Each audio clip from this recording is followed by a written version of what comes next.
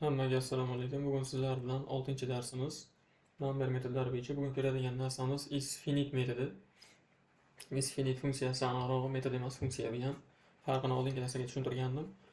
Isfinit funksiyasi berilgan qiymat cheksiz son, infinity yoki minus infinity yoki non emasligini tekshiradi. Agar qiymat aniq raqam bo'lsa true qaytaradi, aks holda false qaytaradi. Ya'ni asosiy sintaksi isfinit ichiga value berishimiz kerak. Value istalgan narsa bo'lishi mumkin. String, number, boolean va hokazo istalgan ma'lumot turi bo'lishi mumkin. Null undefined. Natija true agar u son bo'lsa, ya'ni agar aniq son tashlaydigan bo'lsak ichiga 20, 30, 35 qirol farqi yo'q. Istalgan son bo'lsa true qaytaradi. Agar bu narsa false qaytaradi. Agar qachonki qiymat sifatida nullni bersak, infinity yoki minus infinityni beradigan bo'lsak, bu bizga false qaytaradi. Oddiy misolni ko'ramiz. Birinchi misolni kopiya qilib olaman. Yerga tashlayman. Console log isfinit metodi funksiyasi chaqirilgan va ichiga 100 berib yuborilgan. Ya'ni bu aniq son true qaytaradi. Terminalni ochib olaman. Node numbers.js. Ya'ni bu true qaytardi, ya'ni ichiga aniq son berilgani uchun. Ikkinchi misolga o'tamiz. Infinity va minus infinity beradigan bo'lsak.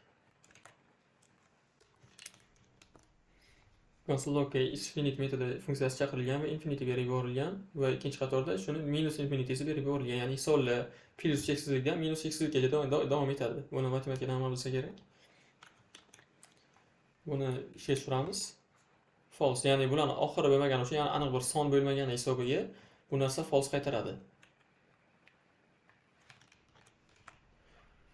Uchinchi misolga o'tamiz. Ya'ni none beradigan bo'lsak, not a number qiymat sifatida beradigan bo'lsak, console log isfinit funksiyasi chaqirilgan va not a number qiymat sifatida berilgan none.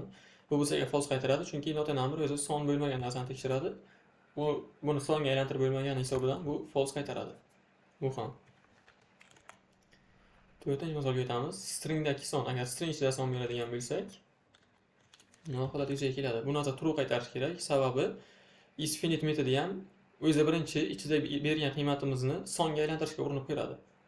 Ya'ni oldingi number metodida ko'rgandikki, bu songa aylantiradi. Xuddi shunga o'xshab isfinit metodi ham ichiga bergan qiymatimizni o'zi songa aylantirishga urinib ko'radi. Agar urinib bo'lsa, ya'ni natija muvaffaqiyatli amalga oshsa true qaytaradi, bo'lmasa false qaytaradi. Ya'ni biz tepaga ko'rib false qaytargan variantlarni bularni songa aylantirib bo'lmasdi. Mana bu 3 ta qiymatni songa aylantirib bo'lmasdi. Shuning uchun ham bu false qaytardi, lekin 1, 2, 3 string ichida turibdi, buni songa aylantirish mumkin. Ya'ni oddiy qo'shtirnoq ichidagi raqamni songa aylantirib bo'ladi. Shuning uchun ham bu true qaytaradi. Ishga tushiramiz true. Va bugun oxirgi misolimiz string ichida harf bo'lsa, ya'ni o'zi boya beradi. Qo'shtirnoq ichiga raqam keldi, bu yerda esa harf yozamiz. Isfinit funksiyasi chaqirilgan va ichiga abc yozilgan false qaytaradi. Sababi JavaScript buni songa aylantira olmaydi, ya'ni isfinit metodi abc ni songa aylantira olmaydi. Buni tekshirib ko'ramiz, false qaytaradi. Bugungi darsimiz shundan iborat edi. Hammaga rahmat.